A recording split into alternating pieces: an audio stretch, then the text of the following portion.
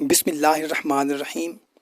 محترم سامعین، اگر آپ رزق میں بے بہا ترقی چاہتے ہیں، ہر نعمت میں وسعت چاہتے ہیں اور چاہتے ہیں کہ جہاں قدم اٹھاؤں کامیابی ملے، ہر کوئی یہ چاہتا ہے، بلکہ ہر انسان کی یہی خواہش ہوتی ہے کہ اس کا مستقبل بہتر سے بہترین بن جائے ہر چیز میں۔